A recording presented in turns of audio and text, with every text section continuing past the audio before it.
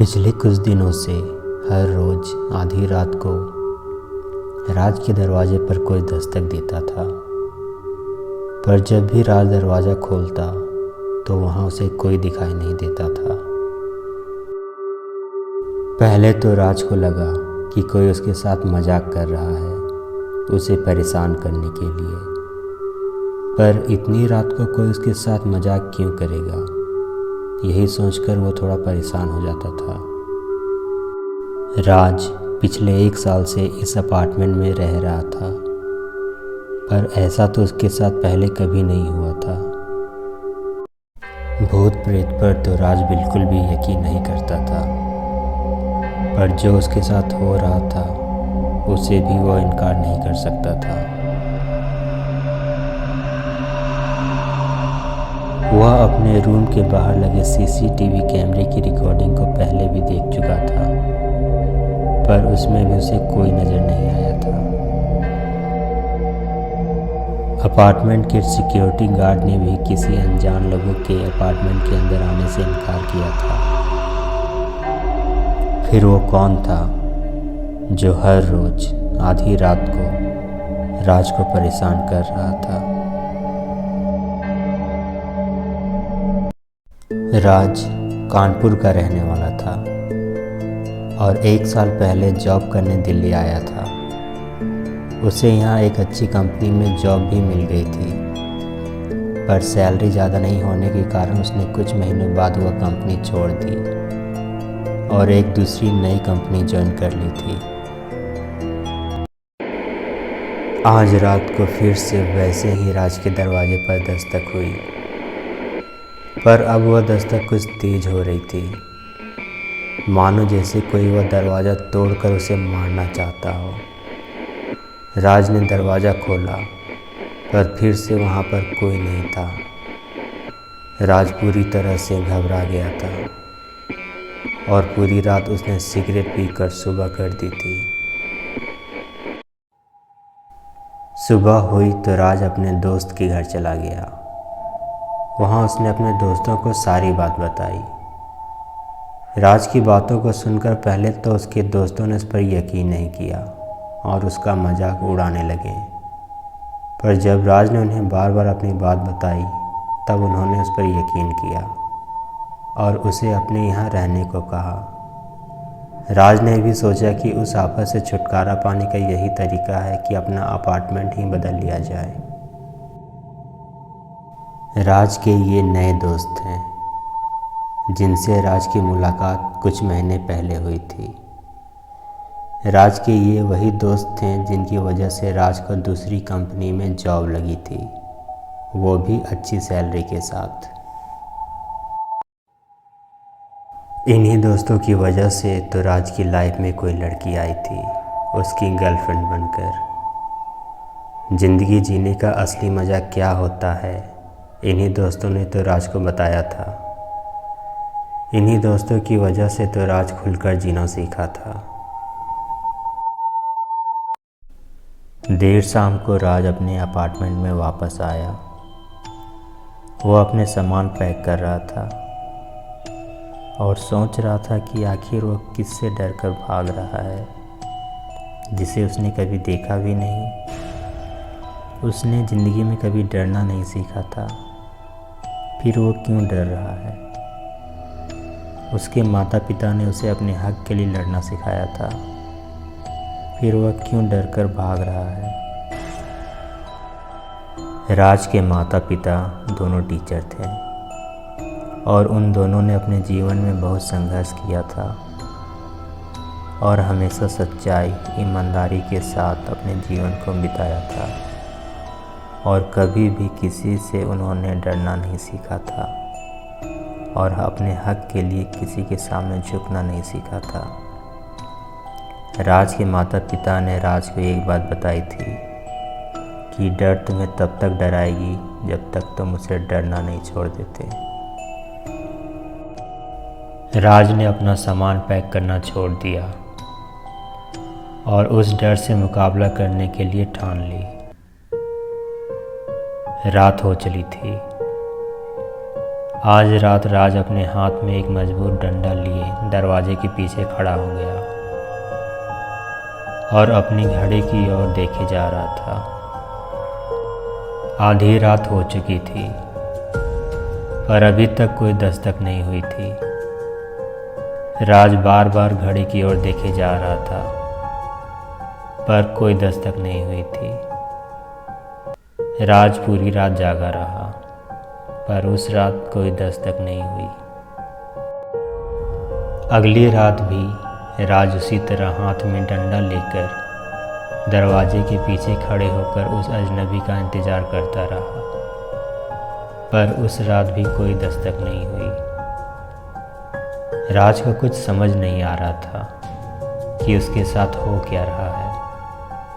Cigarette और शराब पीकर उसने 1 महीने तक उस अजनबी का इंतज़ार किया पर उसे कुछ नहीं मिला। फिर उसे लगा कि शायद ये उसका कोई वहम होगा जो ज़्यादा काम करने की वजह से उस पर हावी हो गया होगा।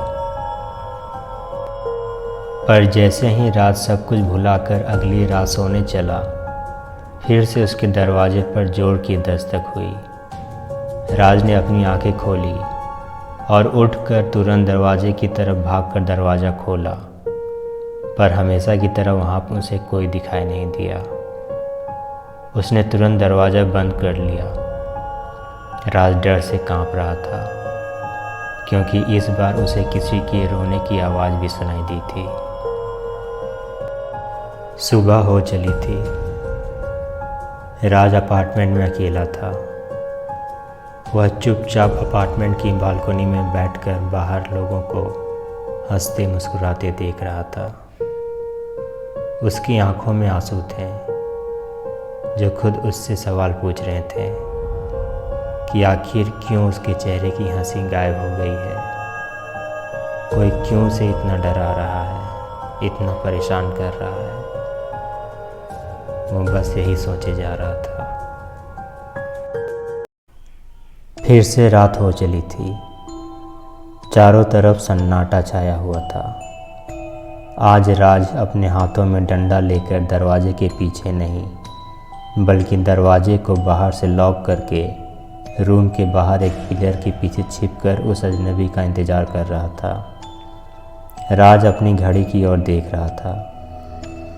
आधी रात हो चली थी पर अभी तक उसके दरवाजे पर कोई दस्तक नहीं हुई थी। राज पूरी रात इंतज़ार करता रहा पर फिर से उस रात कोई दस्तक नहीं हुई थी। सुबह हो चली थी। राज की आंखों में आंसू आ गए थे और वह रुकने का नाम नहीं ले रहे थे। शायद राज को पता चल गया था कि उसके दरवाजे पर जो दस्तक देता था वो कौन था। राज ने अपने आंसू पोंछे और अपने रूम के दरवाजे खोलकर रूम के अंदर चला गया और जाकर अपने स्वर्गीय माता पिता की तस्वीर के सामने बैठकर फुट फुट कर रोने लगा। राज के ये आंसू उसके पश्चाताप के थे, उसकी की हुई गलतियों के थे। राज के माता पिता राज को जिन गलत रास्तों पर ना जाने की सलाह देते थे, राज के उन्हीं गलत रास्तों पर चले जाने के ये आंसू थे। राज जो काम कर रहा था उसमें उसे पैसे तो बहुत मिल रहे थे पर वह गैर कानूनी था क्योंकि वो भोले भाले लोगों को ठग कर पैसे कमा रहा था। राज बूढ़े रिटायर्ड लोगों से फर्जी कॉल करके उनके बैंक अकाउंट हैक करके उनके सारे पैसे निकाल लेता था।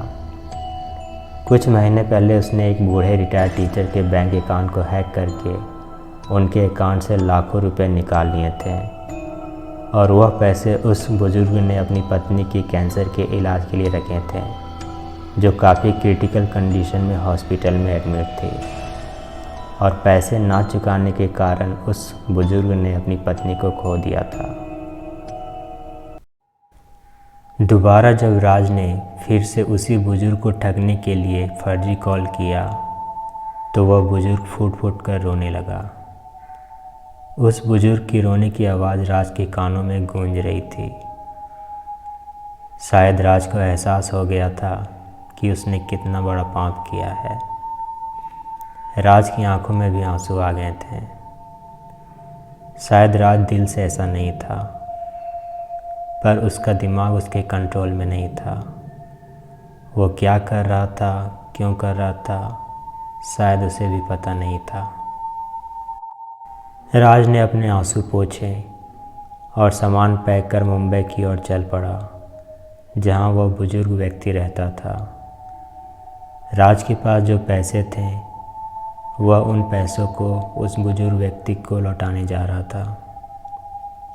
मुंबई पहुंचकर वह उस बुजुर्ग व्यक्ति के घर पहुंचा तो पता चला कि उस बुजुर्ग व्यक्ति की भी कुछ हफ्तों पहले हार्ट अटैक से मौत हो चुकी है। राज बिल्कुल टूट चुका था। दो लोगों की मौत का कलंक उसके माथे पर था। राज की आंखों में आंसू आ गए थे और वो रुकने का नाम नहीं ले रहे थे।